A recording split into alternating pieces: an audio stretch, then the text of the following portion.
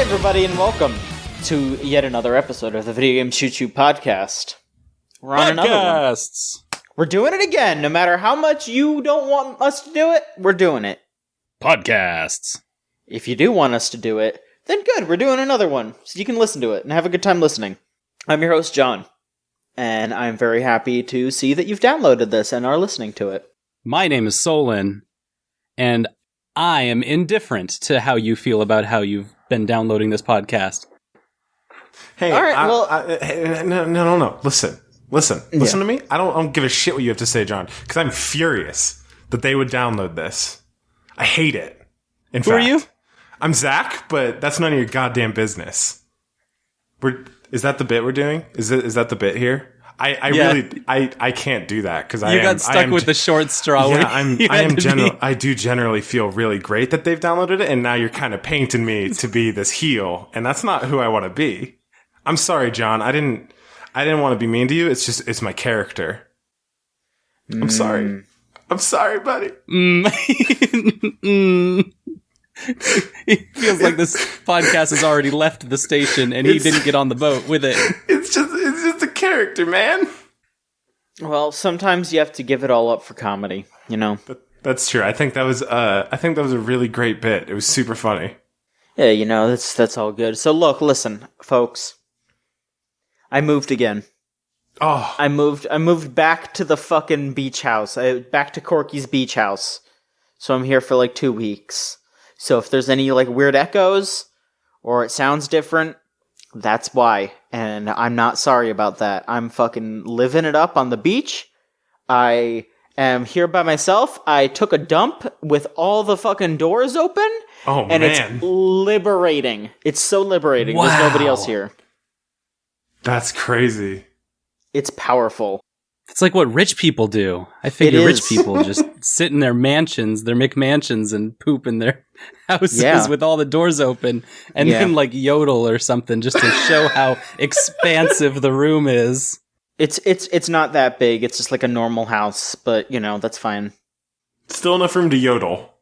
Yeah, I can still go and, you know. Whoa! No one can say anything. Nobody can tell me to quit it. Except for, I guess you two, and maybe the people listening can. Yeah. They can message me after this episode comes out and tell me to shut up, and I'll be like, okay, well. Okay, I'm sorry. I deeply apologize. Yeah, I apologize. How was the trip? It was fine. It was very hot. It was very hot on the way down because I have a black car with no AC. So Ooh.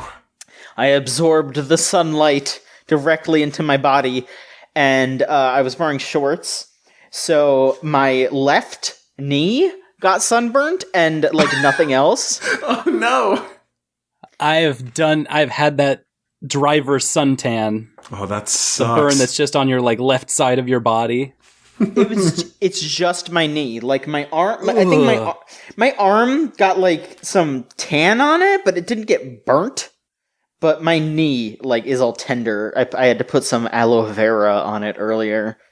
But I had this inkling on the way down where I just went, you know, I'm going to have to take this trip again in a couple of weeks to go back to Orlando, but I haven't, like, tried to stop by game stores on the way. So as I was going, every once in a while, I would, like, stop for a second, go onto Google and type in game stores nearby, and then I would find one that wasn't a GameStop, and I would go stop by it. And I only found 2 on the way that weren't That's GameStops. Not bad. Geocaching your local game stores.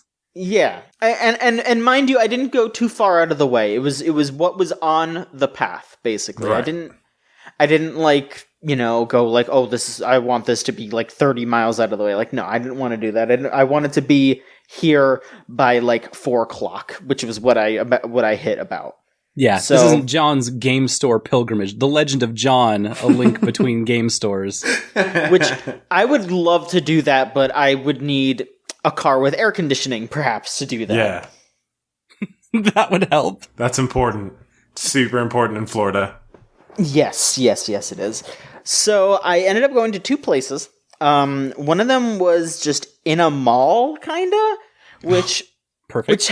Which helped because I was like, you know what, I should just like take a bathroom break and stuff too. So I did what I had to do, and then I stopped and I looked at this place, and there wasn't really anything too crazy there. It was okay, but I looked in one of the like glass cases at the front, and I saw that they had like NES ROM hacks uploaded onto cartridges. Holy shit! And one of them was a My Little Pony ROM hack.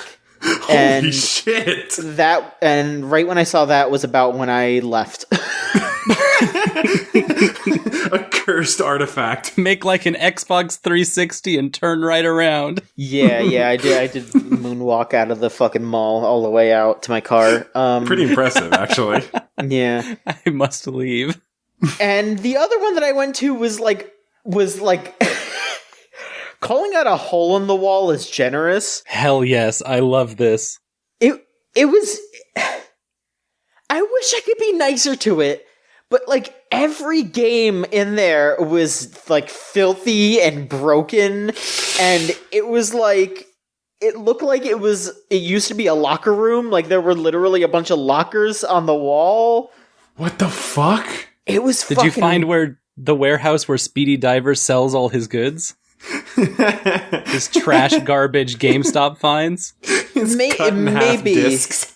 Yeah, maybe. We'll talk about that later, which the fucking developments that are going on with Speedy Diver. But a Speedy update.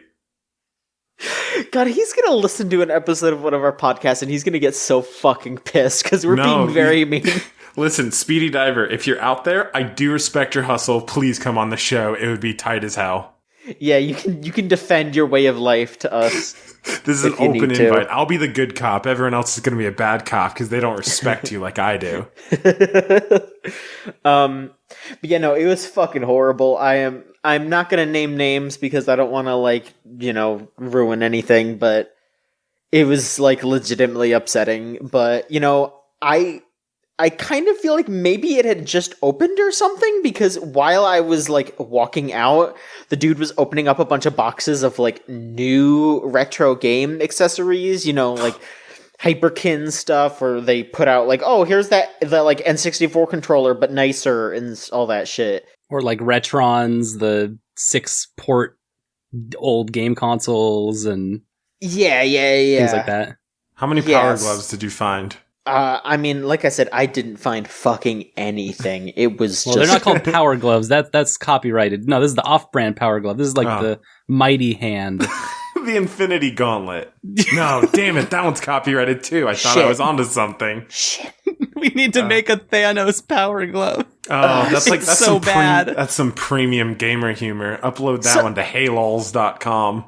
Someone has to have done that already. There's no way.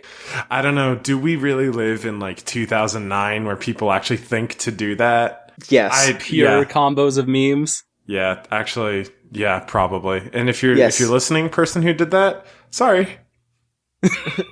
I appreciate you. It's not a great joke though. So it doesn't have to be a joke. It could just look cool. I don't think that would look very cool. That sounds like something you would get like on a t-shirt at a mall kiosk. Like a picture of Tijanos wearing a power glove. Okay, and it just says like gamer. It says gamer at the bottom. So there's this like level of coolness thing, I feel like, where if it's just a t-shirt that you see at the mall with Thanos wearing the power glove, that's lame. But I think on the opposite end, if someone just like took a legit power glove and made it look like the Infinity Gauntlet, and they were like, oh hey, it still works with the power glove games, and it just looked nice, I think that's cool. I don't know. I think that would be cool. You know what? Yeah, you're right. That would be a little bit sick. It would be even cooler if it could just like in an instant like rewrite reality. That would be even cooler if you could just make your Power Glove like infinitely powerful. Then it would live up to the name of Power Glove. Get on it. It would live up to the commercials and the movies. Exactly. Like if it's not gonna use the reality bending powers to put me in the game, then like what's the fucking point? That's also how I came out of the Marvel film with Thanos in it. Was, why is he trying to kill everyone when he could be putting himself in the video game? In the game. Thanos just fucking loves to play, I don't even know, a Punch-Out, I guess. Yeah. The Power Glove, yeah. Thanos likes to go onto YouTube and look for people who get banned from GameStops while they're playing GTA, because he loves that GTA game. Oh, absolutely. It's very Thanos, good. ironically enough, he's a PUBG kind of dude. I could see that. He's not really a Fortnite guy, despite the fact that his likeness is in it. I appreciate the drama that is inherent to the PUBG formula. I need the realism. I don't know what Thanos sounds like, so I'm just kind of doing, like, generic, like, big bad movie villain who can, like, destroy the universe. I've never seen the Infinity Wars. Yeah, I haven't seen it either. I also have a story similar to yours, John, about game stores. Go ahead. So, in Seattle, we have the mecca of game stores called Pink Gorilla, which is where you can find all manner of old retro games and Japanese imports. And they just have a ton of cool stuff. You walk into the place and you're like, wow, I am home. Mm-hmm. For the next 30 minutes, I'm just going to be going gaga over $7 copies of NES Hockey. But also in like the display cabinet, there'll also be like $115 version of like Breath of Fire in the case and everything. So like tons of awesome treasures. Now, I went to the University of Washington, so there's a Pink Gorilla on University District, which is a nice street where you will have the highest concentration of 20-somethings, probably in the city, if not the state. And so if you go just a little farther down the street, there's a second game store. And that game store is not the mecca of video gaming. It is called Al's. Oh. And the canopy is a white canvas canopy with black impact font that says Al's, video games, CDs, and movies. And then next to that has a giant picture of a 90s anime girl. That's fucking tight. Just her face that's just kind of looks like she's like beckoning you to come in, like, hey, come on in, you'll regret it. That's kind of what you see when you see this giant canvas canopy over Al's. And when you walk in, it is just wall-to-wall media. It is rows and rows of CDs. None of them have cases. Just so many things that are maybe illicit. They might just, it's the kind of skeeziest thrift store of a media thing that you've ever seen. But you can also find literally anything, any kind of hardware that Pink Gorilla would not have. This is the black market of Pink Gorilla. Yeah, no, outside of University of Washington is just like, if you need anything that's video game related, you can find it. Like, Pink Gorilla, you're not going to be able to pick up like an N64 memory card. But at Al's, one of those fuckers will just be like lying on the counter somewhere with like a little sticker that just says $2. It's on the floor and it just says, take me. It's like, it'll be like N64 memory card, but it also like plugs into the cigarette lighter for some reason. Okay, that would be tight. I don't know what it would do, but like I would buy that shit in an instant, just out of like genuine curiosity to see what the fuck it would do to my car. It doesn't do anything. It's just you can do it. You charge the memory card, which doesn't have a battery in it. Sticks right into your 8-track player, and it'll play all the sounds of saved data. Horrifying. That's my description of Al's, the store near the mecca of video games in Seattle. The black market of video games. Absolutely. So yeah, that was my trip. I did also take another slightly dumb trip, but to fetch a game, because Best Buy had a glitch on their site during a sale recently where they had A Link Between Worlds on sale for $4. Oh shit. And how could I say no to that? Yeah. I ended up having to go a little ways away to get it. They didn't have any copies at the Best Buy near my place, so I had to drive a little ways away to the Best Buy. But I picked it up, and I'm playing it. That's like the only game that I've really been playing lately. because it's really good. I like it a lot. That's so cool. Yeah, I've heard it's really, really cool. That's the one where you can like turn into like the 2D wall boy, right? Yes. Yeah. So I feel like I've said this multiple times in the past. I am not a Zelda person. I have never really been into Zelda games. The only ones that I could say I would be really invested in that I have played would be Wind Waker. I really like Wind Waker, but honestly, it's kind of more for the aesthetic than the gameplay. I still don't really care too much for the gameplay. Breath of the Wild is good. I don't think it's amazing, but I think it's good. And I am super into A Link Between Worlds. Like, it is far and away my favorite Zelda. I'm maybe halfway through it already. I dig it a whole lot, though. The two mechanics in this game are, the first one is that you can go two-dimensional. You get turned into a painting at some point, and then you are able to control when you turn back into the 2D painting version of yourself, and you can, like, walk across walls. And the other thing is that you are basically allowed to take any item you want. So it's not like, oh, I walk into this dungeon, right at the beginning I get this new item, and that item gets me through the dungeon. At the start of the game, you are just given the ability to pick any item that from the list. It's like the boomerang, the bow, the hook shot, etc., etc., etc. And you can rent them for like 50 rupees. And when you die, they get taken away from you. Or you can buy them for like 800 and you just keep them. So you just have all the items. You can just have all the items. And you can also teleport across the map whenever you want. Like at specific teleport areas. It's not just like wherever the fuck, but you can hop around pretty quick. Right. It just cuts all the fat off of the Zelda experience, like pretty much everything that would be like a bit of a headache. And it just makes it a much better game, I think. Yeah, I've heard that as well. I feel like Breath of the Wild is the natural progression to that, in the sense that there's not really too many dungeons, but like, the dungeons that are there and all the shrines are based around figuring out how to use the 4 abilities that you have. Yeah. Yep. So it is the natural progression from A Link Between Worlds, but I still feel like I like A Link Between Worlds a little bit more personally, just because I like the dungeons a little bit more, and I just like the structure a little bit more, because it is that classic Zelda structure, just with none of the bullshit. And acquiring those rupees to do rentals or purchases never felt like it was too much of a burden. No, not at all. There are some like puzzle rooms where you can get big amounts of rupees really easily. There are like little fun challenge games that you can do to get a bunch of rupees, or hell, just cutting grass.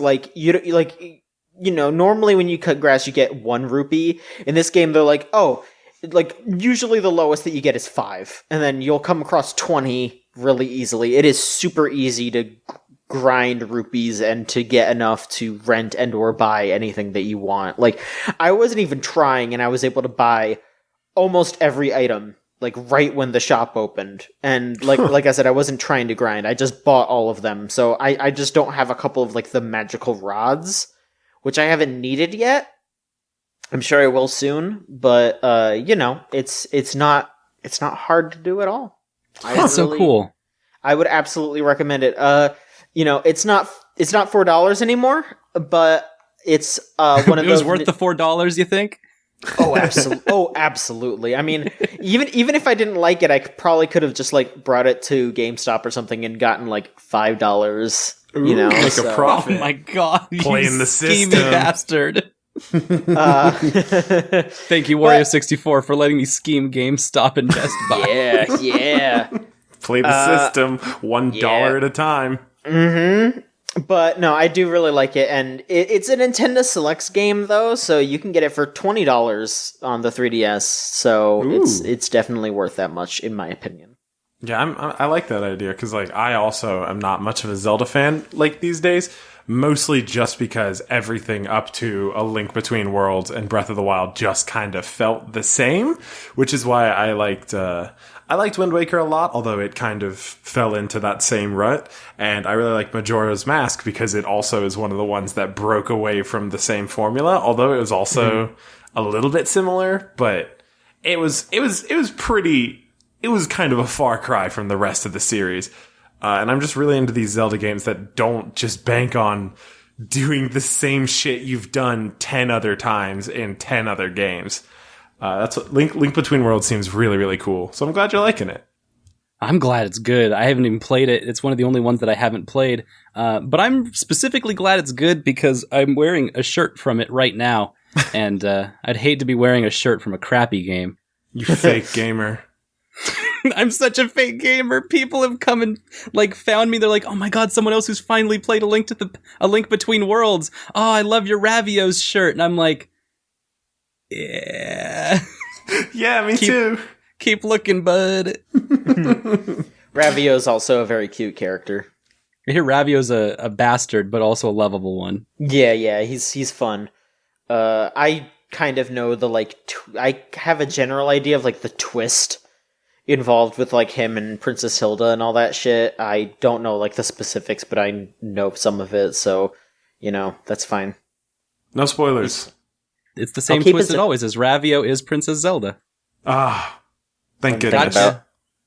Something to think about. But yeah, I really like A Link Between Worlds. Zach, what have you been playing? Not a whole lot, actually. I've had kind of just a chill week. I've just been not playing anything crazy. And to go with that chill shit, I picked up a Car Mechanic Simulator 2018 on the cheap because I was always curious. I was curious. That sounds cool. I was like, mechanics are cool. I'm into machinery. I don't know shit about them, but I think they're neat, and I would love to know things. So I was like, you know what? I found a good deal for this. I may as well grab it. And it really is just I just put it on. I turn off the butt rock radio that it plays because that shit sucks. It's all butt rock and butt trance and butt dubstep, which are two genres I'm making up to go along with butt rock. What else do you build cars to? Podcasts is what I do. There we go. I just put on my backlog of podcasts because boy howdy is there a big one. And I just sit there and it is a constant stream of shit in that game. You're constantly you're working on something, the phone buzzes and it's all right, here, you got another job on the line. And it's it just piles up, and it's not stressful because there's no penalty for missing a job that I know of. And if there is, then I don't really give a shit. Oh yeah. No, I've had my car worked on. That's exactly what it's like. Yeah, exactly. They just ignore you. And I am cool. I get to be the assholes I hate by just ignoring. I get to ignore people for an hour while I do some other shit.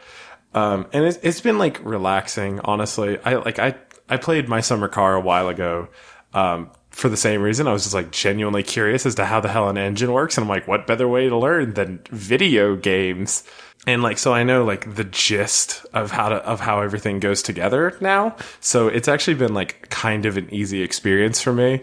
And I just kind of sit there and just listen to my backlog of podcasts for 5 hours without realizing 5 hours has gone by, and I've just gone through many virtual vehicles. It's a very relaxing experience somehow. How many cars do they let you work on? Is it a wide range of cars or? So there's DLC for real world cars, and I haven't picked those up because I don't really give that much of a shit. I'm not gonna pay $5 so I can build an RX-7 or something. It's no, I'll deal with these weird fictional ones, these fictional brands that don't exist. Okay, but that does sound kind of cool. I can see the appeal there cool. For sure. Yeah. If you're into this, it's definitely something I can see people picking up. Build an RX-7? That sounds awesome. Sick. It's I could drop $5 to build one, or I could drop $10,000 to build a real one. I'll take the $5 one. So there's real ones, but I've mostly just been doing all the fakey fake bullshit cars that they make up. And I just, you can like upgrade your garage and shit and have like multiple like stations, but I have not messed with that like at all, really. Mostly because like I don't want to multitask. I just want to like I don't want this to be a stressful experience. I want to just do one thing and kind of hone into. I just like hyper focus on that one thing while I listen to my good friends in the podcasts, some of whom aren't my good friends, and I just pretend I'm there having a conversation with people I don't know. You're pretending that you're having a conversation while you're pretending to build a car. It's so great. I'm just like in a whole different fucking world. It's Zach's wonderful. virtual life. Zach's virtual life where he has friends and builds cars. I like the virtual me. He's way more charismatic than the regular me. And he has like skills. He's so cool and handsome. I've never thought of someone using the simulator games as a way to craft a skill. Or craft a trade. Yeah. Yeah, I mean, I certainly don't think I could. If you came to me and you were like, hey, my car's doing a weird thing, I would be like, that's crazy, dude. Go to Firestone. No, like, but I don't know what the fuck it is. If your car ever broke down, you'd at least be able to try to explain it better to an actual mechanic. Or I could just go to Firestone and be like, it's broken, I'm scared. But you would know it was broken, as opposed to just continuing to drive not knowing what to do. That's very true. Yeah, you can trust in a car mechanic to know what to do. That's true.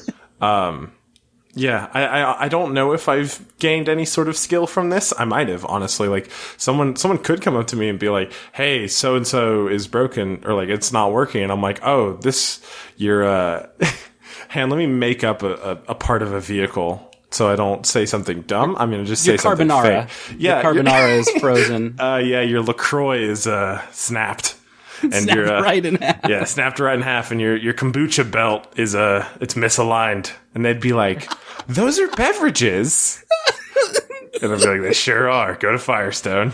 This episode is brought to you by Firestone. Makers of the kombucha belt. It's super not. Yeah. So I don't know if this is a valid way to teach yourself something, but it's definitely relaxing. I've done this before with other simulator games as well. Like I did like American Truck Simulator for podcasts. I would just like drive. I actually picked it up because I got it in like a Humble bundle, and I was like, oh, I can drive in Arizona. I live there. I want to do that. Why not? And I would just like drive through the state I live in and look at how like kind of realistic it is, and listen to podcasts for several hours. It's kind of weird. That's really relaxing though. I mean, people make podcasts while playing Truck Simulator. So it's like the ins and the outs are the same.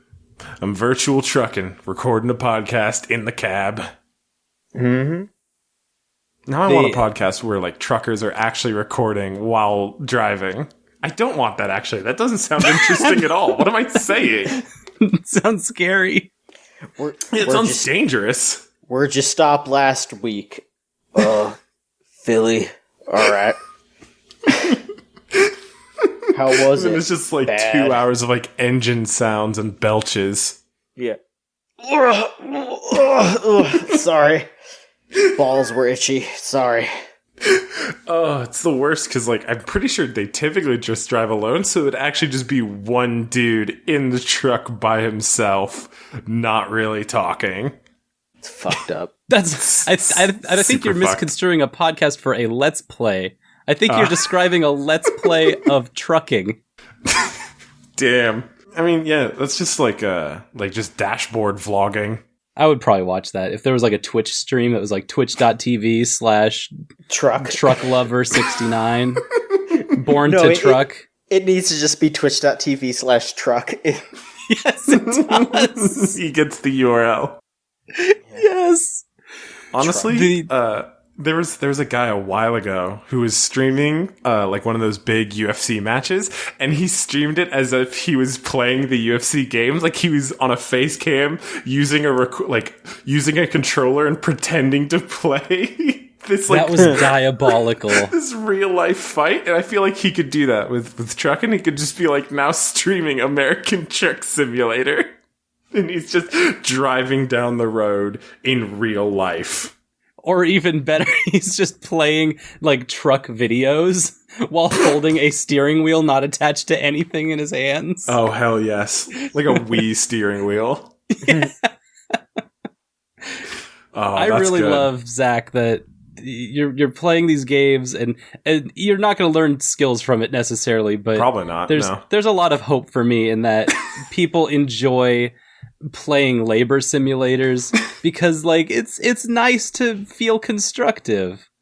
It gives me hope for the trades of the world. Yeah, that just reminds me of like Viscera Cleanup Detail. Is that what it was called? Yeah. Like I remember playing it and I'm like, this is really fun, but I had this job and I hated it. So why am I enjoying this? It's really weird when you gamify it. It somehow becomes fun, or at least like relaxing. I don't understand. I think I just hated it because I was working. There's a layer of separation there. Yeah. I can stop anytime I want when I'm playing the video game. You should be able to do that when you work, too. Yeah, well, That's not the world we live in. We're not going to gamify work. We're going to workify work. Yeah. Make it so you could stop whenever and you can listen to podcasts the whole time. That's true. It's my new Work Plus initiative. Zach, did you get up to anything else? Oh, I've picked up Pokemon Go recently again, like for like the 5th time. I never uninstall it. I just kind of put it down for months at a time until I give up and go back into it. And I just there's a park in my city that me and my boyfriend and my friends we'll go whenever like we're hanging out. There's not much to do in Tucson because we're not really nightlife people, and that's really all there is to do. Besides like sit in the sand and die, I guess. Yeah. So just a bunch of rows of people in Tucson sitting in the sand until they die. That's more or less that's the Arizona experience. You just kind of lay in the sun until it turns you into like dust, and then you become Arizona, and it's a beautiful circle of life. So we head to the park and we'll there's lots of Pokestops because that's how the park was. And like anytime we go there, there's always like another group of there's always like 3 or 4 other groups who I just assume are also playing Pokemon Go because like they're walking around with their like in the Pokemon Go position with like their phone like slightly up to their face, but like still walking like just like on a beeline to something. In the park, I just assume they're playing Pokemon Go if they're doing that. You see a group of people that look like they're walking somewhere, but it's not to anywhere at all. Yeah, exactly. Yeah, and they all have like the perfect like 45-degree angled elbow with the phone like right in their like they're all like 2 feet aimlessly away from walking their to face. the same nowhere spot in the world. Exactly. So like there's always like a couple groups of people playing Pokemon Go still, and it just makes me think of, you guys remember when Pokemon Go came out? Did you any of you like go out like bit during that couple weeks? Buddy, I was there in the beta. Yeah. I didn't even get out of my car because I was too nervous to be seen walking around with my phone at a 45-degree angle walking like in parks that I was not sure if they were private or public. So I would just find routes that I could just stay in my car and drive. Like the most fucking luxurious bougie Pokemon Go experience. To be fair, that's kind of what you do in Arizona, but that's because it's 100 degrees at any given moment. So it's like, yeah, we'll catch Pokemon from the car. So I don't play it. I haven't played it since way like years ago, but I do. My boyfriend plays it, and he took when he came over to my place, I was like, "Hey, I'm gonna take you to the spot," and he's like, "The spot," and I'm like, "Get your phone out." I drove him to my like beta spot, and he's like, "Whoa." There's like 6 Pokestops and 3 gyms, and I'm like, watch. And I just put the car at like 5 miles an hour. Yep, that's how you do it. And we just drive the loop, and by the time we finish the loop, it's all refreshed again. He's like, I love you. That's so good. What about you, John? What were you going to say about this? I had a really like scary experience with Pokemon Go because I got like I didn't get super into it, but a friend of mine did for like a short amount of time, and there was a point where we were just kind of looking around trying to find places to do the Pokestops at. Like, there was a beach nearby where there was a bunch of them, and that wasn't that bad. We, like, stopped by there at night, and it was just, like, a nice, like, oh, hey, we're gonna walk on the beach at night and just, like, you know, hang out, chat, look at Pokemon stuff. That was fine. But then, there were a bunch of Pokestops at this church near my house. So we went there at night, and it was really scary because it was just this dark church with a bunch of people who were in, like, Pokemon cosplay, walking around. Oh, God! It was nightmarish. It was fucking insane. You found the Church of Ash. I guess so. I guess I did. Jeez. That is alarming. I'm glad you enjoyed it, though, or enjoying your time with Pokemon Go, though. Yeah, like I was like reminiscing about how like it was more or less that like a couple years ago, but it was in a park, so it was a little less scary. It was like, oh, this is the first time I've been to a park, and there's been like over like 100 people around. It was very fun. Like, it was a fun sense of community. It was like the first time I had ever seen like people go out and like interact with each other. It was like a fucking magical time. And then 2 months passed, and you know the fad blew over. And now there's just like, you know, there's always like 2 or 3 groups at the park at any given moment, but that's it. Yeah. Less competition, though. Yeah. Gyms are easier to take. I have a similar anecdote of the different Pokemon Go groups that exist. When I was in Anaheim, you go to Disneyland and there's like a bazillion people playing a bazillion different AR games at any time. And nobody rides the rides anymore. It's all just AR games. But you have the Pokemon Go groups that are like encircling the park, constantly taking it over and stuff. And they're really cool and really nice and friendly. And so if you go to Disneyland with a Pokemon Go group, you can meet other groups, and it's really fun and exciting. The moment you step out and you're on the streets of Anaheim, which is an entirely different world, we took a group to the Garden Walk, which is the mall right next door to Disneyland. And it was getting to be nighttime. And that's kind of the time where there is nobody in the Garden Walk anymore, because most of the places are closed except for some restaurants. And so the only people who are milling about are Pokemon Go people.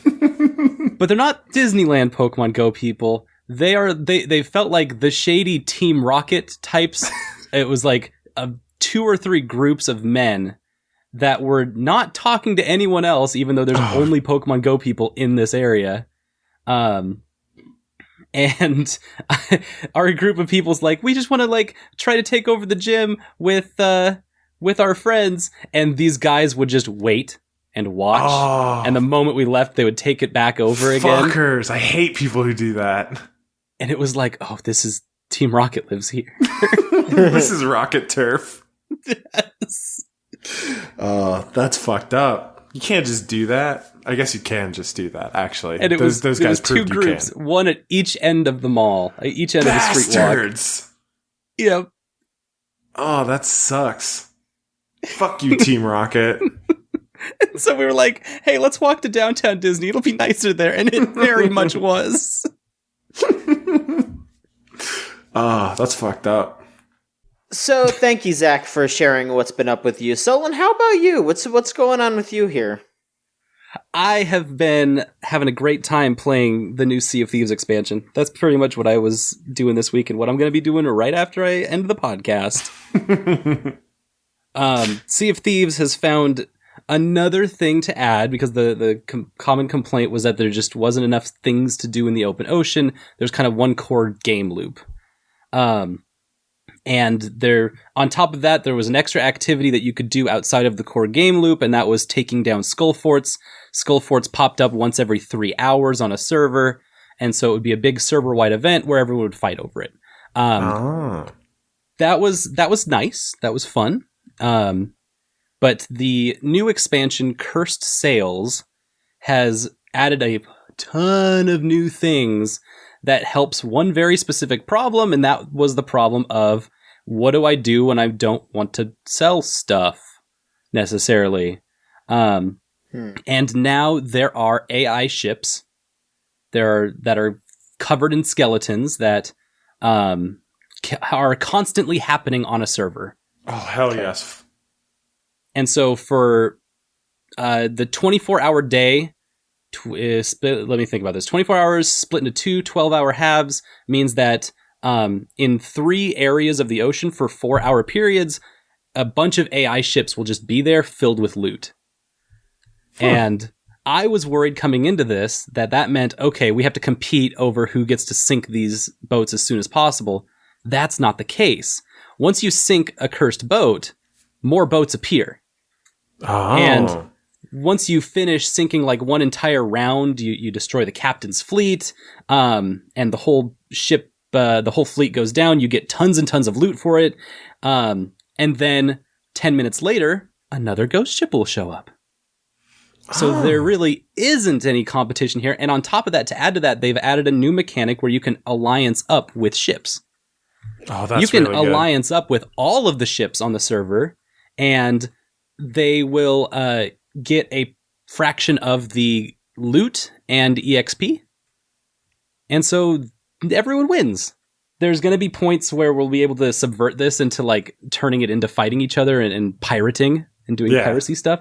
But for now, it's caused this like moment where everyone just wants to get into one big alliance, sink these dumb AI ships that are really funny and broken, but they're fun to shoot and make the noise happen where the noise goes doodle-loo, you hit a ship, you're awesome. And get that feedback. And everyone gets loot. It's kind of bonkers how it's like, oh yeah, this is one of the missing pieces to this game that makes it now a much fuller experience. Yeah, it's weird to me that didn't already exist. Mm-hmm. It's kind of like the raid bosses that we've been seeing them put into the game, but it's much more consistent. Yeah. It's more like a dungeon boss that's always somewhere in the world. It moves around every 3 hours to the other, like to the opposite side of the sea. And so you just got to be like, all right, look at my watch. What time is it? It's 6:00. Okay, so we got to go to the Sea of Plenty to go fight the ships over there. And if you don't want to, you don't have to. You can, you know that there won't be any ships around in the other places that the ghost ship isn't spawned at. Mm-hmm. That's pretty cool. It's like public events in something like Destiny. Yeah, that's exactly what it is. It's just like a PvE thing that's just like constantly happening, and you can just ignore it if you want, or if you don't have anything to do, you can go join in. Mm-hmm. Yep. That's cool. They added a new boat. The new boat is a 3-player boat to be right in between the 2-person sloop and the 4-person galleon. It's called a Brigadine, and very smart. It's very fun to say, and it's pretty much like right in the middle, totally vanilla, middle of the road between the other two.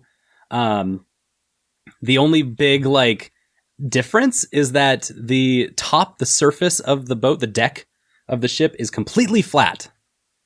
The sloop and the galleon have like stairways up to the helm, and they have like curves to it that make it so like you have to jump to move around on the boat a lot.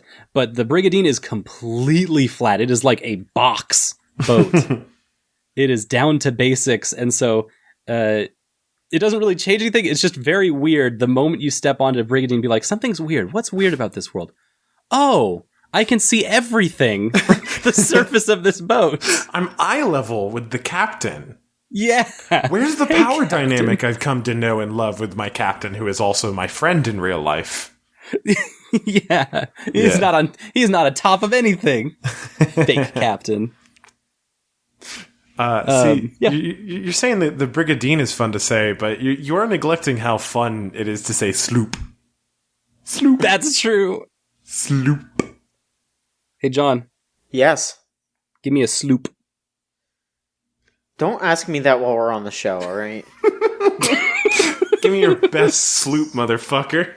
I'm sorry, that was a little hostile. No, it's okay. You don't have to sleep if you don't want to. Look, I will after we're done recording, all right? Okay. It's an exclusive sloop. It's an exclusive Secret sloop. Oh, you said it! We got it. We got him, folks. He slipped the sloop. We got it. Folks. Nice. Folks. Evo is this weekend. Woo! By the time you have listened to this, it will probably be over. So everything that we talk about is going to be super out of date. You can laugh at us all you want. Evo is over. I can't believe Daigo won all of the games. That was crazy how he did that. He wasn't even entered in most of them. I can't believe Sonic Fox competed on stage in the outfit, but did not wear any pants. Yeah, I actually can believe that. That's extremely believable. That's crazy how that did happen. And it's crazy how that absolutely happened, and we're making a joke about it now in the past before it actually happens. But then, like, in 2 days, we're going to be watching EVO Grand Finals, and it's going to be like, oh, there's Sonic Fox, and he's not wearing pants. Okay. Nobody noticed until he won and, got up and... Not even the audience members noticed. He had his legs under the table, and he actually didn't move. He didn't move. He stayed there the whole time during other people's rounds. He and took like, the bottom pants of the fursuit off midway through the games. Fucked up. To do this bit. So, some news already happened, and then there are some pieces of news that are rumored. So, this will probably be confirmed or not by the time you listen to this, so we'll look like idiots, or we'll just be right. Swing for the fences and aim for the stars, John. Yeah. So first I'll talk about the things that have been confirmed. First off, 2 more Dead or Alive 6 characters were confirmed. Rig, who is an older character, he's a Taekwondo character who is also a bad guy. Ooh. You can tell he's a bad guy because he has no sleeves and his shirt is open. Yeah. And there's a new character named Diego, who's like a Street Fighter, like not Street Fighter as in the character Street Fighter or the game Street Fighter, but he is a man who fights on streets, and he is all rough and tumble and looks pretty cool. Oh, he does look cool. I like his extremely low cut shirt that just says "Got Guts." Mm-hmm. It's pretty fucking sweet. I also like how he has a Kiryu haircut. He's got some strong eyebrows. Oh, yeah. Mm-hmm. I'm into this dude. Mm-hmm. Damn, this dude looks sweet. You can make a fighting game character just on how strong their eyebrows are. That's absolutely true. Have you seen... Like, literally Heihachi's character, isn't it? Yeah, I was gonna say, like, literally Heihachi from Tekken is just like, oh, man, that dude's eyebrows. He's gonna fuck me up. Those eyebrows are on many levels of fleek. Oh, yes, absolutely. So, this next bit of news, I am going to admit that I feel like, as the people on the show currently, I feel like we need to maybe just, I don't know if careful is the right word, but I'm just going to say, what this is, and we can talk about it. The last character in SNK Heroines Tag Team Frenzy was confirmed. And it's Terry Bogard, but as a girl. Wow. Yeah, that's right. So, my theory is that the SNK team, the people making this game, someone was talking about Terry or something, and instead of typing in Buster Wolf, they accidentally typed in Busty Wolf, and then they were just like, hang on a minute. We're on to something here. Yeah, they just rolled with it.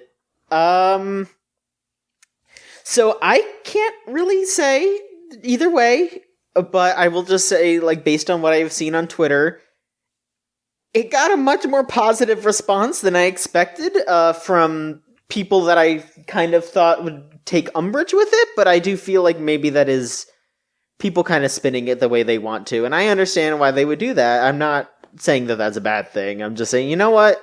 If people are gonna be weird about shit, own it, be like, yeah, you know what?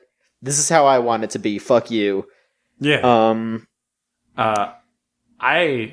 My take on this is like, I saw this and I'm like, okay, that can happen, I guess. And then I remembered, I don't really give a shit about this game at all. I want to have an opinion, but I just don't. I'm totally neutral about this because I really don't care about this game. I feel bad because I'm still like a little excited about it because I was excited when it got announced because I really like Neo Geo games. Specifically, I like the idea of like Neo Geo Pocket games, and this was kind of being set up as a sequel to Gals Fighters, which was a Neo Geo Pocket only game. Right. But they're really leaning into like, oh man, all these characters are all in like sexy outfits and they're embarrassed.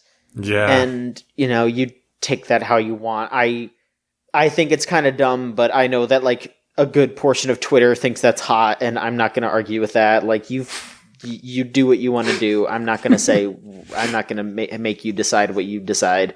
SNK seems to be having a lot of fun with it, and they've been very clear that this is the canonical Terry Bogard. It is Terry. They have said that this is Terry turned into a girl, based on some form of magic or some sort. I'm not sure. It doesn't really say. I'm sure the story will handle that just like super great, and no one will dislike it. Everyone will think it's really great and tasteful. Yep, it's gonna be super good. Probably not gonna happen, Zach. Yeah, no, I was making a joke there. It's probably going to suck a lot, and I'm very sorry to anyone who plays this. I am hoping. I'm really hoping. I'm actually genuinely interested.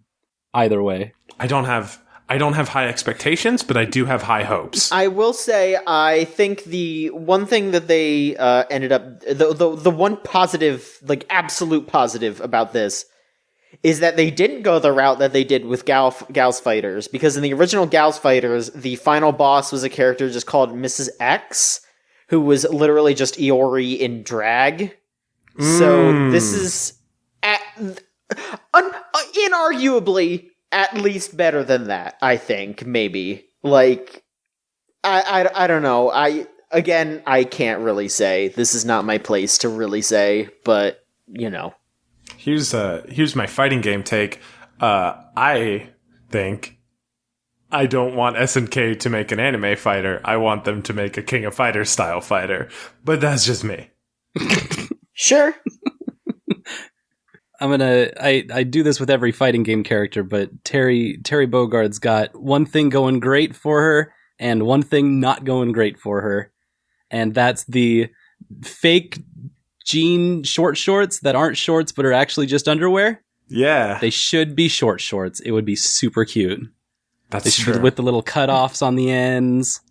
But what is the huge victory, no matter how you slice and dice it, the big win here is Terry's long hair coming out of the baseball cap. Hell yeah. Is awesome. It is cool as hell. That hat is fucking iconic. Fatal Cutie is so good. It's really good. I do like that a lot. And if when I do end up playing this game, honestly, I'll probably end up playing as her, because I really like Terry in his, or in their other forms, I suppose. Like, I just really like to play as Terry Bogard, so I'm probably gonna play as girl Terry here. Probably with Love Heart, because I liked her a lot in King of Fighters 14. Oh yeah, she owned. Yeah, she's fun. I didn't know she was in this. Damn. Okay, I take back every negative thing I said. I'm going to pick up this game to play as Love Heart.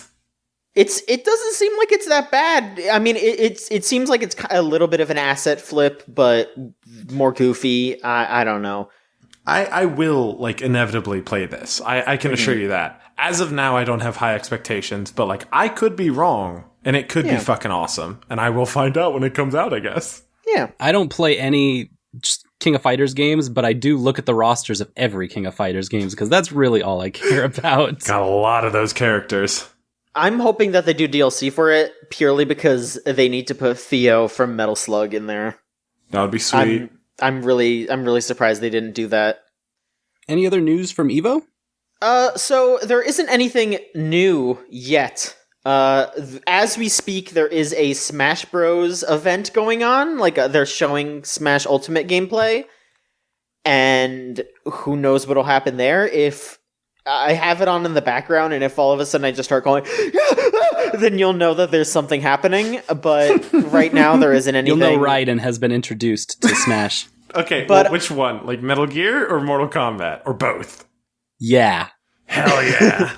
They both come out at the same time, and it turns out you actually have, like, it's Raiden, and it's one character on the screen, and when you play it, it's like Ice Climbers, but it's Raiden for Metal. It's actually 3 characters.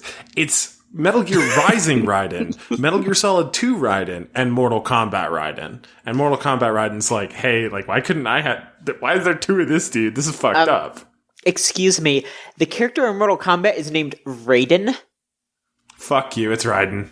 It's Raiden. I will never call this man Raiden. We ride for Raiden. So, I think the only other thing from EVO, like, news-wise that we can talk about is a leak that will be confirmed or denied by the time you hear this. So, we're gonna pretend that this is legit, and if it's false, we're gonna look like fucking idiots, and if it's real, then we're just gonna be talking about this.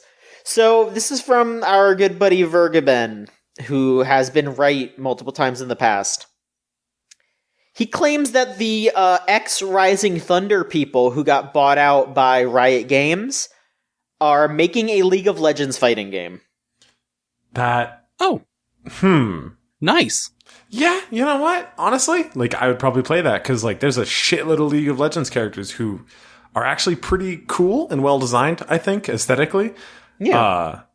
I just don't like MOBAs, so I could never get into League. And this would honestly introduce me, and I feel like all sorts of people who play fighting games but don't fuck with MOBAs, into this universe, quote unquote. I know it's kind of loose. Wait a minute. Hold up.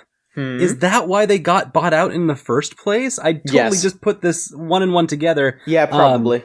Is that Rising Thunder's gimmick of a fighting game is that you do special abilities on cooldowns. And that's something that doesn't show up in other fighting games. And so it was interesting when Rising Thunder got bought out. We were like, all right, it was a matter of time. Someone was going to pick these independent players up quickly. And Riot Games, being the team, was like, that's kind of weird. They're not going to do anything with them, are they? And for 3 or 4 years, we were like, yeah, they didn't do anything with them. They let Rising Thunder just kind of keep being developed slowly. But now that it's like, wait, League of Legends fighting game, because League of Legends has cooldowns as their whole thing. The fucking Illuminati game design map just lit up. We're figuring it out.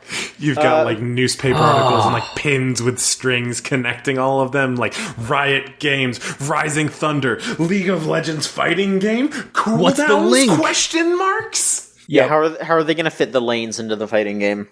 That's really satisfying. I would makes hate that. sense in a dumb way. A MOBA fighting game.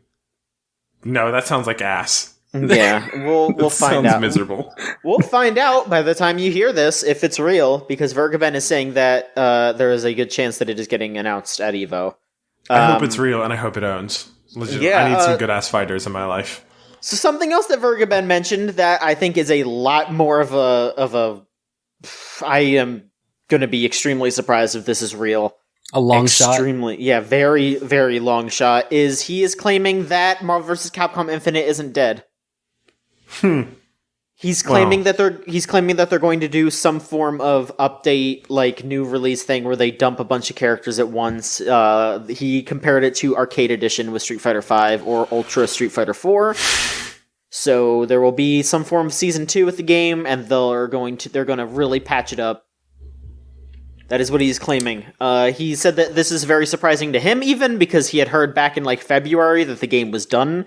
But I guess Capcom gave it another look, and Disney said, "All right, fine, you can do it." So yeah. You know, I don't fuck with Capcom. Like, not Capcom as a company. Well, kind of Capcom as a company, but mostly Marvel versus Capcom. And so, like, I don't know. I hope this is good. I hope it breathes some life into the game. I hope it makes it good, and I hope it gets a visual overhaul like King of Fighters got, because boy howdy, Marvel vs. Capcom Infinite is ugly as sin. It's just hard to look at. I'm gonna need a full Marvel vs. Capcom A Realm Reborn-esque like overhaul of everything. I hope this is true. Like, it sounds wild, but I hope it's true. That'd be cool. I'd be down. Unless they make you pay for it. That would be some bullshit. Well, they're probably going to make you pay for it, actually. It's kind of cool. Yeah. Well, I'm not buying it. Wait for the Ultimate Compendium to come out. I wouldn't. I feel like any visual and gameplay updates would be free, but the new characters they will charge for, I bet. Yeah. Well, can't win them all. Yeah. All right. But yeah, those are the rumors that are going around there. Like I said, please show a new character, please. I want to see Smash Bros. Characters, please. It's been 2 months. I could give you some new characters. Okay. Please do. You want some new characters, John? You got some leaks from the uncle at Nintendo? Yeah. No, they're not from him. I want to legally say they're not from him. Legally. Hey John, I've got a list from that came from Nintendo. The four new game characters who are definitely never going to be in Smash. Okay.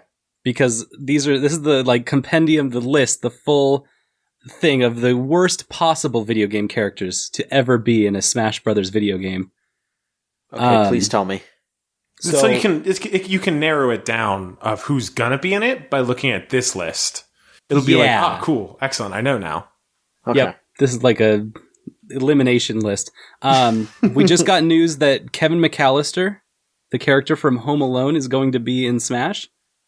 Oh, he is going to be in Smash. Yep, he is confirmed. The Home Alone series paid some real good money to Sakurai, and they came up with this design where he's just going to leave traps everywhere. And the Sakurai had to eliminate this because part of the design document said that he would get 5 minutes to set up on the stage before anyone else showed up to the match. Oh, man. That's fucked up.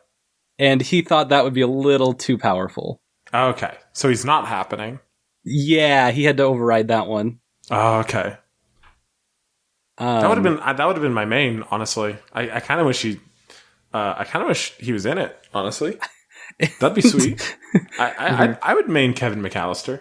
What would you do as Kevin McAllister, the Home Alone kid?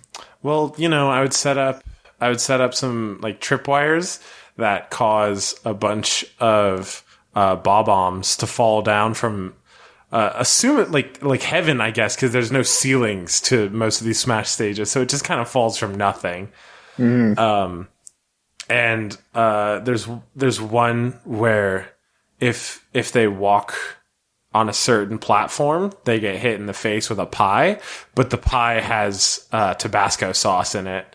And it gets them right in the eyes. Yeah, it gets them right in the eyes, and it actually turns off. It turns off the video of your screen briefly.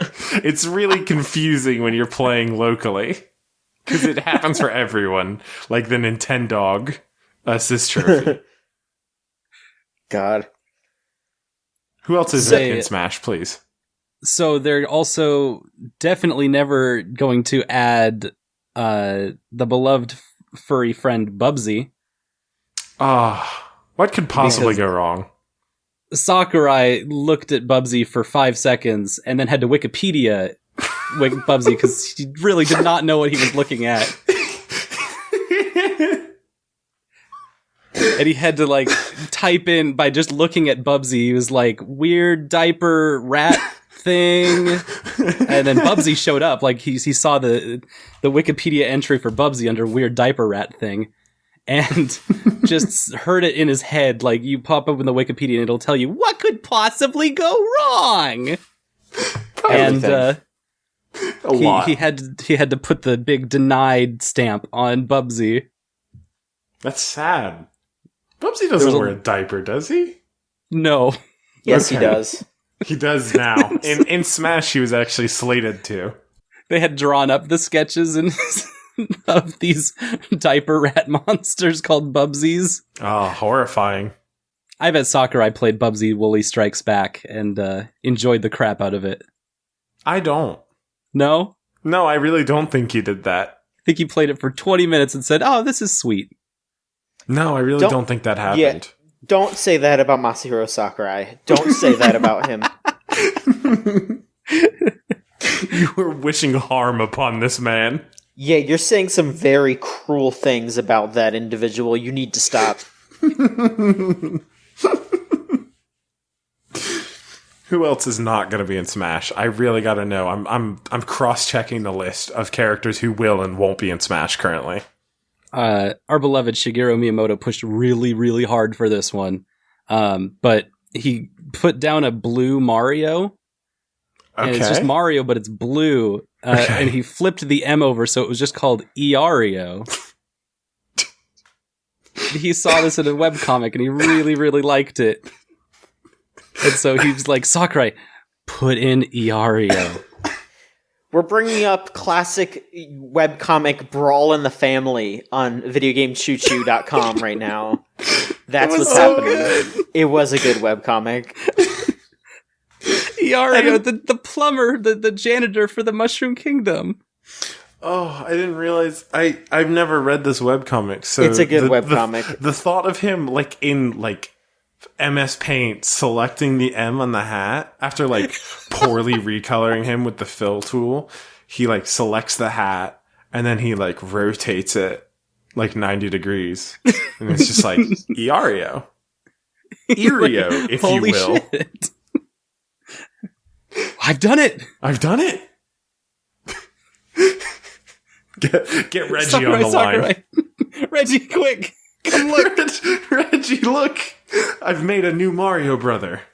And Reggie's just that's from Brawl in the Family. You know that, right? You read that.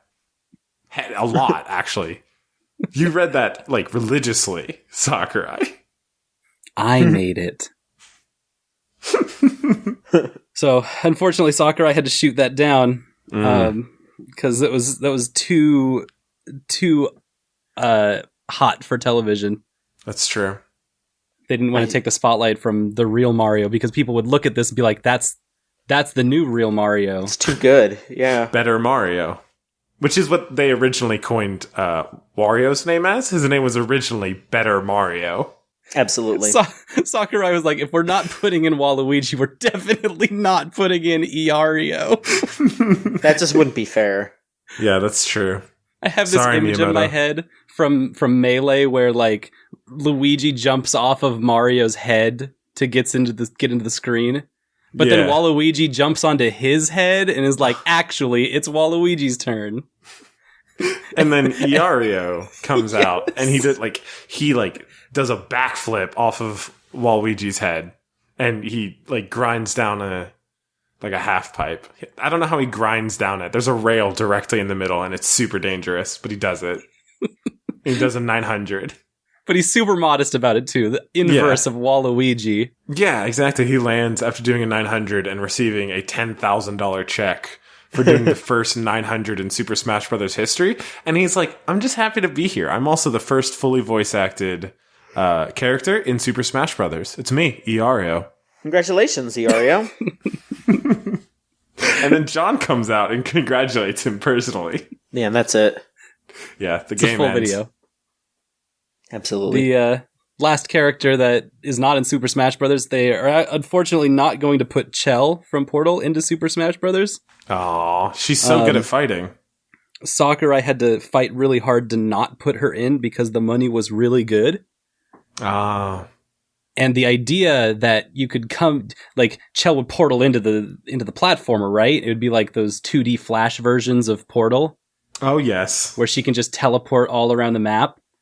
And Sakurai was like, yes, I would love to personally spend 14 days coding that system. And he was fascinated with it. But there were some great ideas thrown around. Cave Johnson could be in all of the... telling you about the characters, the other Smash characters. I beg you. That isn't... I've heard enough. The Cave Johnson voice. Mario, more like Iario. Oh, no. That's fucking comedy. Sorry. That's epic. That is epic win. Why couldn't they put it in? He really wanted it. What happened? The problem is, if that happened, Gabe Newell would now own Nintendo. Yeah. I really don't want that, actually. Sorry, Chell. There's some reasons why they only let Cloud into the Super Smash Brothers. Well, yeah, it's because Gabe doesn't own, Valve doesn't own Cloud Strife. Yep. It's a pretty simple reason. Not yet. Nintendo can muscle around Konami or Square Enix, but once Valve gets involved, they'd be very scared to get like sucked into the black hole that is Valve's business, and it probably would mean that the third Smash Brothers game would never come out. The third? The third, yeah, retroactively. They canceled Brawl. They erase Brawl from existence, and my childhood is ruined. What Brawl? I'm sorry, Zach. Were you saying something? No, not like this. Okay, I'm frantically Googling list of Super Smash Brothers. Okay, Super Smash Brothers for the Nintendo 64, Super Smash Brothers Melee, Super Smash Brothers for the 3DS. No. List of Nintendo consoles. Okay, NES. The picture of young Zach holding up a copy of Brawl in his hands is slowly Nintendo fading 64, away, just to be replaced with Gabe Newell's face. Okay, there's the GameCube. Wii U? No! There was a console before the Wii! Or the Wii U! It was called the Wii! Gabe! Anyways, that's my bit about Gabe being from Back to the Future. Thank you. Yeah, thank you. Thank you. How? Yeah. So anyway, do those rumors line up, John? No. Oh. They're all happening. No. No. We got to get our sources straight, because we really do. Pretty sure my sources are pretty strong here. I don't know. We'll figure it out, folks. I talked to some of y'all in I think the Shoot chat about some very stupid shit that happened during the development of Super Smash Brothers games. Oh yes, and I thought I would relay this to the podcast populace. I was reading the Super Smash Brothers wiki, the ssbwiki.com, and there was a page on there. Well, there's multiple pages about unused content in Smash Bros. Games. And particularly, I was talking about unused characters from some of the games. And I wanted to specifically read the page on Melee, because Melee's page is fucking bonkers. Oh, it's really it's buck wild. It is nuts. So, I will just read this. Considered. A number of characters were intended to represent the NES era, which was ultimately fulfilled by the Ice Climbers. So, yeah, that's why the random-ass Ice Climbers are in Melee. The Ice Climbers represent all of the NES? Yes. Who else could they have considered? Well, you're about to find out. Among the other considered characters were the Balloon Fighter. That would have been dope. A player character from Urban Champion. Oh, shit. Bubbles from Clue Land. And an Excite Bike racer. God, that would be so cool, though. Put in Bub and Bob from Bubble Bobble, you cowards! I would be super down with Bub and Bob, let's be real. Oh, that'd be awesome. Taito, call me. So, Lucas was originally going to replace Ness, but Mother 3 got canceled for the N64, so Ness was kept in Melee. Lucas was later playable in Brawl. So Lucas almost replaced Ness. That would have been wild. Yeah, if Ness was just gone. Mm-hmm. A Smash without Ness. Well, he would come back, by Smash Ultimate, so... Yeah. Many people know this, but yeah, Snake was almost in Melee, because Kojima asked Sakurai during Melee's development to put him in, but it was too late. That's so weird. Same thing with Sonic, actually. Same thing with Sonic. So that's why they were both in Brawl. It's really weird how many characters that are in Brawl were nearly in Melee, especially because a lot of them were weird. When they got announced for Melee or Brawl, it was just what the fuck? Okay. Mm-hmm. I think it would have been even weirder for Melee, especially Snake, because yeah, I feel Snake was on Snake was on NES and Game Boy Color at the time. Twin Snakes wasn't out at that time. Oh, you're right. Yeah. Oh my God, it wasn't even close to being out. No. It was 3 years. Holy shit. Yeah. That's so weird. Kojima, what were you trying to do here? He was trying to extort his friend is what he was trying to do. Yeah. You know what? I respect him for it. The hustle. The hustle never stops. Speaking of characters that were going to be in Melee but ended up being in Brawl, Wario. Sakurai specifically stated on a fan questionnaire that if he had time to add one more character, it would have been Wario. God, that's such a funny pick. He's got, like, Pichu is in there, and that's kind of the bottom bar of, like, all these characters that got snubbed from Melee are, like, looking up and like, but how come Pichu gets... Who the fuck is Pichu? And why did they get They can't even fight for themselves. They hurt themselves when they fight. If I were in that fight, if I were in that Melee, I wouldn't hurt myself. I would be farting. Because I'm Wario. Wario be farting. Horrible. I will be honest, though. I'm a little glad that they waited for Brawl. Because if Wario was in Melee, he wouldn't have been, like, biker WarioWare Wario. Yeah, yes. Exactly. Yeah, absolutely. I was going to say the same thing. Letting these guys cook for a little bit longer as characters has helped advance things a lot. Absolutely. Yeah, that's absolutely... like, imagining Solid Snake prior to, like, Brawl Solid Snake being in Melee is, like, it's bizarre to me. Because, like, would it be, like, NES Metal Gear Snake? Or would it be, like, Metal Gear Solid for the PlayStation 1 where he's all blocky? Or would they do, like, a weird artistic rendering of him, thus changing what Solid Snake looks like forever? I think it would have been MGS2 Snake. Oh, shit. Yeah, MGS2 was out. You're right. Damn it. Because the interesting thing with Brawl Snake is that he's an amalgamation of, like, Snake and Big Boss in a way. He sure is. He looks like both of them, and he has a lot of characteristics from both of them. Yeah. So I thought that was an interesting choice. But yeah, if it was Melee, he probably would have just looked like either MGS2 Snake or just like a more high poly version of MGS1 Snake. Yeah, that's fair. That would be kind of dope if he was like MGS1 Snake, but beautiful. Yeah. GameCube beautiful.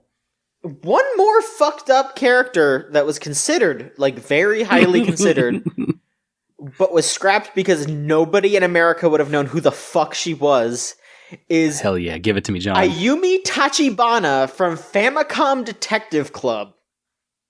Who the hell is that? Excellent poll. She's a high school student that is from an obscure Famicom murder mystery game. I'm looking. That sounds cool as hell, though. I'm desperately looking her up. I wish she was in. That would have been so much fun. Oh, she has a trophy though. Yeah. If you look through the trophies in Melee, you could absolutely see her. She's the trophy where it's like her like gasping and like dropping her bag. Yeah, that's actually kind of interesting. I know a lot of these characters made it to trophies. I kind of wish Snake would, because that would be fucking crazy. Yeah, a lot of those characters are like you can see the Balloon Fighter and like the Excite Bike guy and Bubbles from Clue Clue Land all have trophies. Yeah.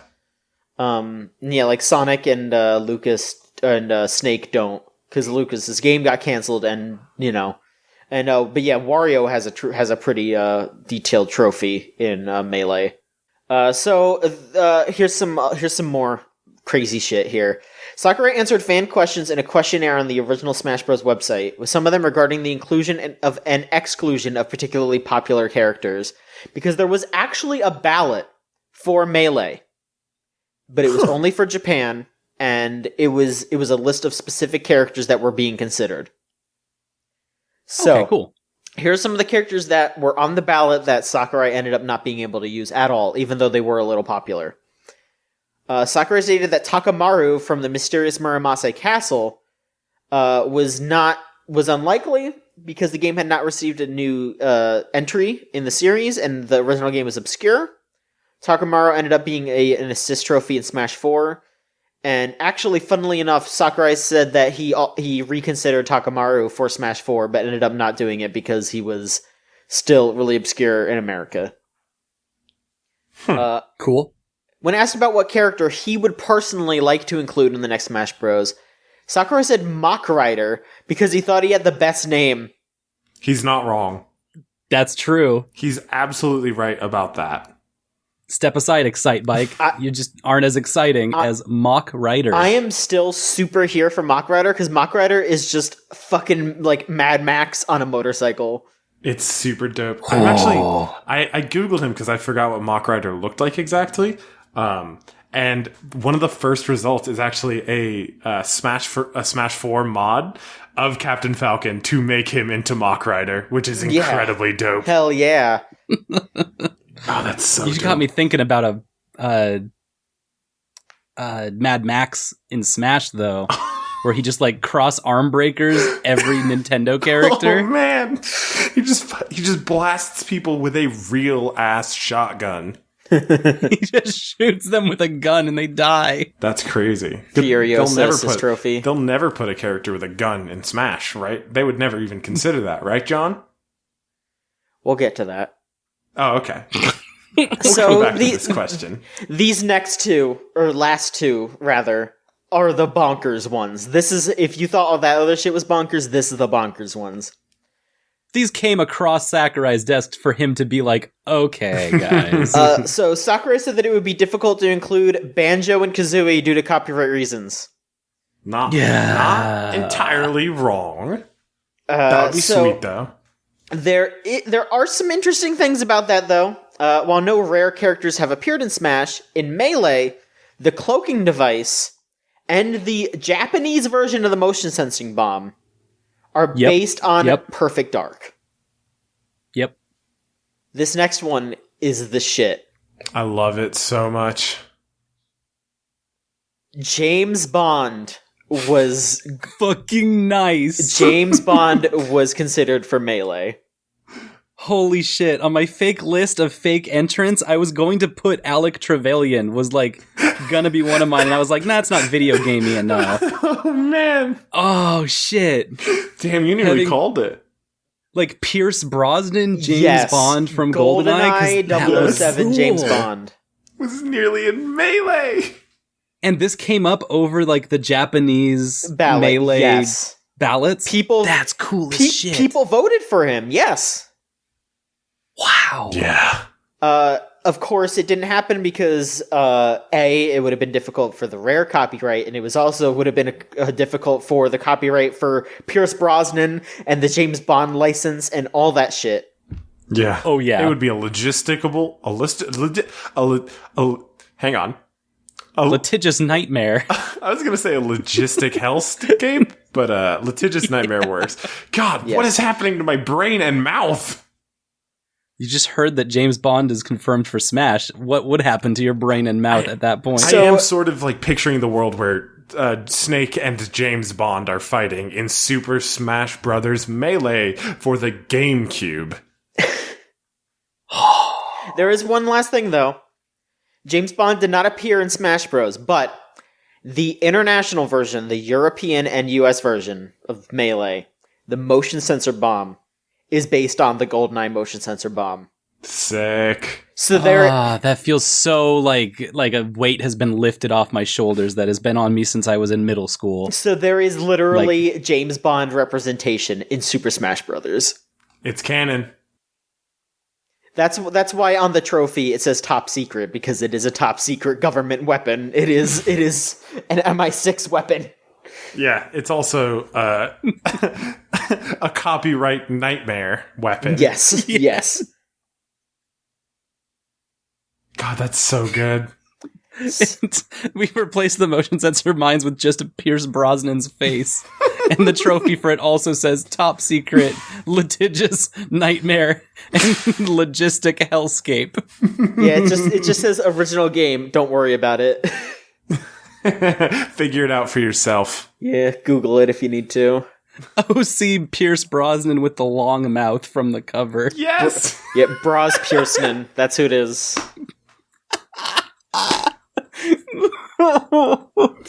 Oh, man, I love... Pierce Brosnan. I love Longmouth Pierce Brosnan.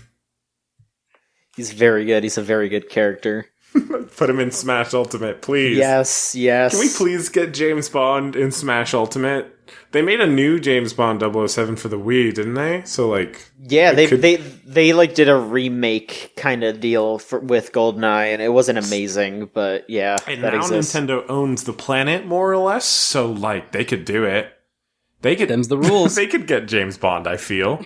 So would you want it to be Pierce Brosnan, or would you want it to be the current Bond, Daniel Craig? I think, well, it's going to be like the biker Wario, regular Wario thing. You can switch the costumes, but it's only Pierce Brosnan and Daniel Craig. So no Sean Connery. That would be wild, actually. Do like an all Bonds. Like that was the like secret thing that people thought was hidden in GoldenEye. It was like, oh, there was a super secret special way to unlock all the previous Bonds in GoldenEye so you could play as them in multiplayer, and they were just like, oh, it was just like Sean Connery, like it didn't say like James Bond alt or whatever, it was just Sean Connery. Just like in a t-shirt and shorts, just like Sean Connery, the real human, but we gave him a gun. It's very good.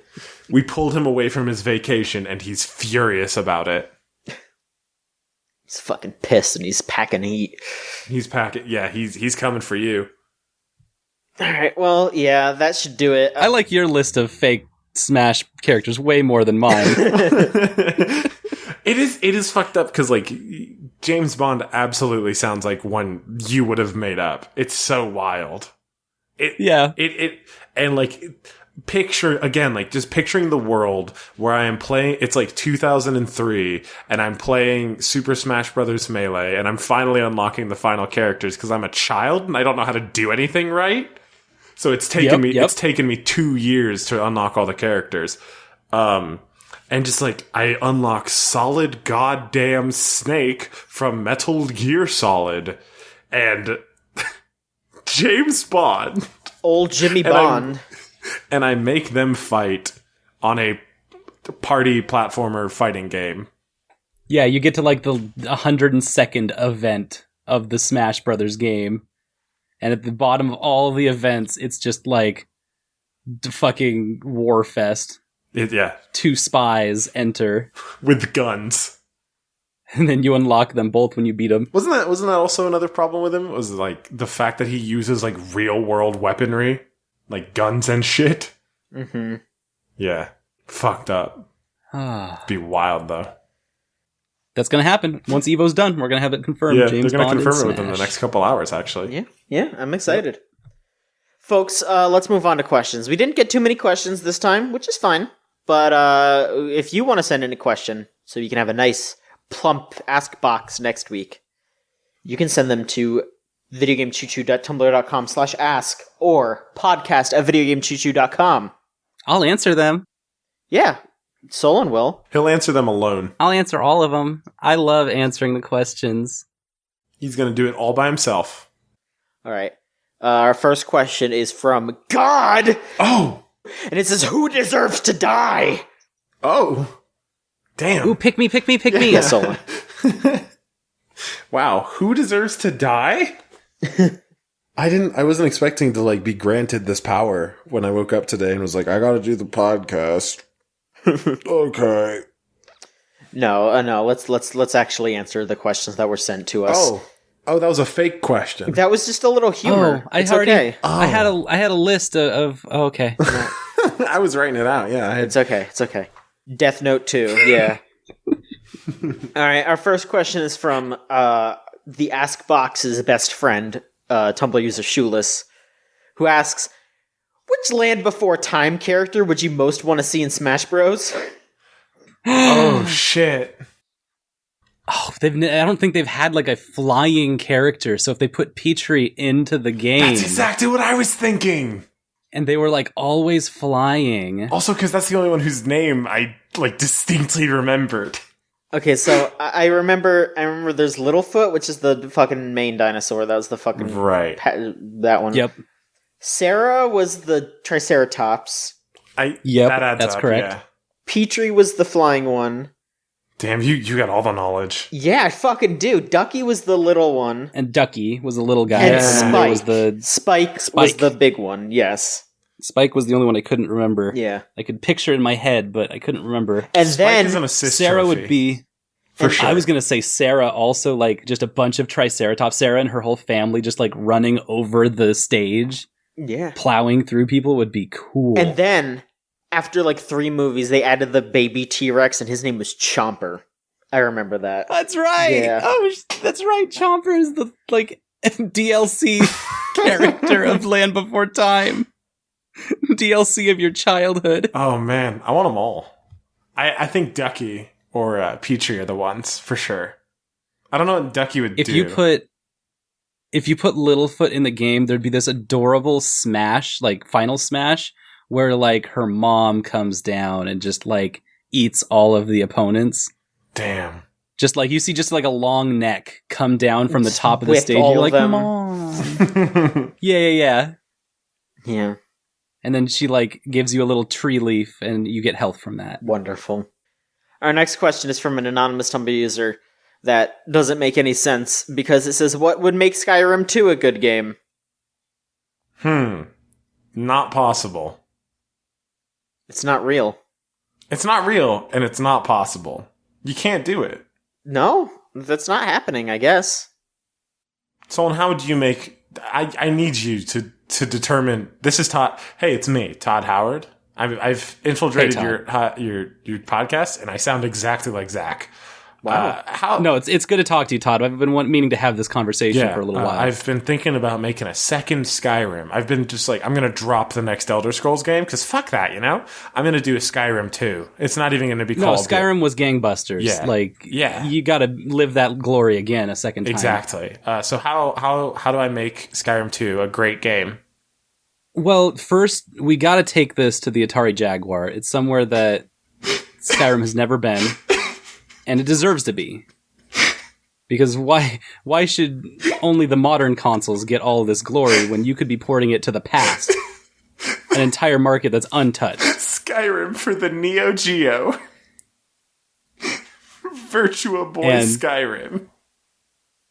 what I'm looking for from a Skyrim 2 specifically is I want more characters and I want more strange anatomies. I want them to all look with their soulless faces at me. And to sometimes just not have eyes. Oh, that's real. That's what I'm good at. Me, Todd Howard, specifically. I love making genetic anomalies in my video games. No, this is completely in your wheelhouse. So, like, I'm thinking of a Call of Cthulhu-esque Skyrim with more Elder God Eldritch horrors in it. Hey, it's me, Zach, again. Hey, Zach. I know I sound a lot like Todd Howard. I was letting him speak. That sounds dope as hell, actually. Like a Call of Cthulhu Skyrim? That sounds sweet. I want a horror Skyrim now. They like flirted with it sometimes in Skyrim, and those were like part of the best parts of Skyrim were the Daedric God missions, and they did not go far enough for me. The Call of Cthulhu game, but like stupidly open world. That would be dope. Yeah. More cities, please. That would actually... And less valleys and roads and... mountains I can... empty space. Jump up. Yep. Fuck Skyrim. Oh, and 2. bring back the... and bring back the infinite jumping scroll. Oh, no. Just that one. I don't really care much about the Elder Scrolls, the older Elder Scrolls gimmicks, but that one I really care a lot about. I remember you could like modify your jumping skill using console commands, so you could just like jump. You know, you could jump infinitely into the sky, but it wouldn't negate fall damage, and that was sweet. I really liked how you could just jump into the sun and then be murdered upon impact by the ground. Yeah, there should just be a tutorial for console commands in Skyrim 2. Actually, that should come in any Bethesda game. Please press the escape or the tilde button and open up console commands. We'll show you how to do the good ones. Can we put console commands in the console version of the game, please? Not in the console of the game, but on my PlayStation and Atari Jaguar versions of the game, can I open the console so I can no-clip out of the wall you've trapped me in, Todd? Yes, let's put Skyrim into Smash. The whole game. It's an item, and if you use it, it just like the screen it ports Skyrim. Yeah, it opens Skyrim. It actually like closes Smash and it downloads Skyrim from the eShop if you haven't bought it, and it does use your card number. You do buy Skyrim for full price. Yeah, it's fucked up. Even if it's on sale. Even if it's on sale, especially if it's on sale. If it's on sale, the item actually has a greater chance of popping up, and it'll still charge you full price. Mm-hmm. Snash is risky business. Yeah, well, truly. You got to play to win. And even if you turn off all the items, that one still shows up, which is weird. I can't wait till next Evo when someone accidentally buys Skyrim on the main stage. Charges Mr. Wizard's credit card and gets all pissed. Oh, we were afraid this happened. You can see now that the game is closed and he is now opening up the Wii Shop store and is downloading Skyrim. Who led Todd Howard on the main stage of Evo? Todd Howard comes out holding Mr. Wizard in a headlock and announces that he's actually currently developing Skyrim 76. No. The multiplayer version of Skyrim. It's got all your favorite towns, like White Run. There we go. White Run and Brown Jog and West Virginia. Here in Skyrim 76. Take me home. Almost heaven. Skyrim 2. All right, this has gone off the rails. That question ruled, though. Okay. Anyways, we have... short answer is you can't make Skyrim 2 good. Mm-hmm. Next question. Okay, we have one last question here, and it is also from another anonymous Tumblr user. If you want to send in questions, please go to videogamecheatsheet.tumblr.com/ask or podcast@videogamecheatsheet.com. This person asked, they say that for when Rose is next on the pod, do you have any advice for making friends in an MMO? I guess this could go to the others too, but this is an absurdly Rose question. Rose isn't here, but you're going to have to deal with us. Well, isn't she on vacation right now? Yes, she is. You got to tweet at her. That's so cool. All right, well, all right. This is good because I don't think I've played more than 15.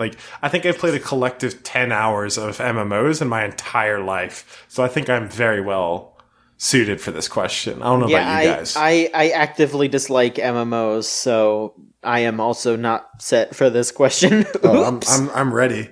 What about you, Solon? What's your MMO experience? So we know what we're getting into first. In the Sea of Thieves, everyone's an asshole. That's true. And so when you have to there's a legitimate fear of hitting the microphone button to cut the tension that is inherently in the game.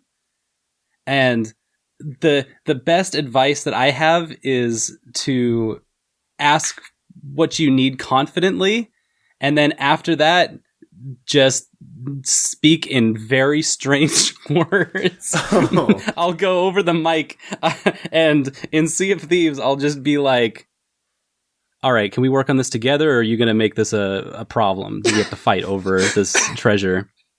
And then regardless of anything, I'll just be like, I don't care what you're doing. I'm just going to go get the treasure. Come grab it with me. I'm going to put it on your boat, and I don't care. Damn. Yeah, you do kind of have to demand authority. I think that's mostly a Sea of Thieves type game. I don't know if you should do that in MMOs. I think you'll just kind of look like a jerk. I think the advice can still relate to other MMOs is you be yourself, you be what you think is the best form of yourself, and then immediately once the tension is cut, you can be just normal. You be yourself, but intense. Go ham. That's only Sea of Thieves. Okay. You go up to them and you do the worst gesture you can. I played a little bit of Secret Worlds at one time. That Call of Cthulhu, Illuminati, weird ass MMO. And in it, you could do all sorts of different dances, as you can in many games. And one of them was, in fact, the Gangnam Style, as you may remember that dance. Wow. You may remember that dance. So if I was to make a friend in that game, I think I would go up to them and I'd be like, I wouldn't actually say anything. I would type /Gangnam_style. And I would do a Gangnam Style at them. And I would scare them off. So what I'm saying is, don't do that. Don't do a Gangnam. Yeah. That's actually, that transfers to real life too. Don't Gangnam Style at people who you are just meeting. It's a pretty bad call. There's a lot of truth to that, though. If you are in an MMO and you want to meet people, the best way to do it is to use the in-game commands to like talk to people and break the ice, and then you can use emotes to like enhance that. Nobody would think that was weird or awkward or strange at all, unless you're playing a Blizzard game, because the dancing in those games are always weird, strange, and foreign. But that's also just same with Sea of Thieves, same with any game. The in-game chat commands are super helpful for breaking ice. And then after that, you can get over the mic and just be like, hey, I have a voice too. I'm human. Yeah, I don't even know how to make friends outside of MMOs. So like, Jesus, this is a very hard question. Baby steps. Just generally. Best recommendation. Real advice? Maybe like look up some sort of like guild or clan or whatever the kids are calling them these days for something. They're communes. The kids call them communes now. Oh, look up a commune. What's up? I was just going to say my number one piece of advice is don't talk in general chat. Don't do it. That's true. Don't talk. Don't do it. No, that's a bad one. Don't do Only that. talk in trade chat. Yeah. Trade chat is really where the discourse happens. The business. Yeah, please don't talk in general chat, because you're gonna say like, hey, looking for friend, LFF, which is like looking for group, but you're looking just for companionship in this cold, hard world of Final Fantasy XIV, A Realm Reborn. And someone's going to like say a racial slur at you, and it's going to suck. So don't use general chat. Don't do it. It sucks. General chat always sucks. Fuck All right. that. Well, I think that ought to do it for this week's show. I would like to thank both of you fine folks for joining me on this program. Yeah, sure. Whatever. What? It's my job. It was a swell time. It's my job. Hey, wow. What the fuck? Listen. I don't need your thanks. What? I do this for me. That's so mean. Well, I'm going back to the character from I'm doing a little callback from like 2 I hours know, ago. but that's still not nice. I don't know. Oh. Hey man, it's not real. It's acting. Okay, it's comedy. I legitimately thought you were reacting to Smash News or something like completely irrelevant. John, who just got announced in Smash, John? No, nobody. We're gonna end this show without knowing, because this event has been going on for like way too long. It's James Bond. If I'm going to throw a fucking guess out there, I'm like legitimately. Here's my guess. If it's right, everyone owes me $20. I'm gonna in the world. Them's the rules. I'm guessing Heihachi. Oh, that would be dope. Yeah. All right. Well, that'll do it for the show. If you want to keep up with us, Twitter @VGChooChoo, Tumblr videogamechoochoo.tumblr.com. Our Discord server is thegamezone.zone. You type that into your web browser, and that'll bring you to our Discord server. Please consider joining it. It's a good time, I promise. We also have a YouTube channel. Just look up Video Game Choo Choo on YouTube. We post our videos on there. And we also have a weekly stream on twitch.tv/VGChooChoo. We do that on Wednesday nights. Come on in, watch the stream. Finally, I would like to thank Melt Channel for the use of our theme song Crush off of the album Magic is Real. If you want to listen to more music from Melt Channel, go to meltchannel.bandcamp.com. They got great music. Check it out. And that'll do it for the show. We'll be back next week with another episode of the Video Game Choo Choo podcast.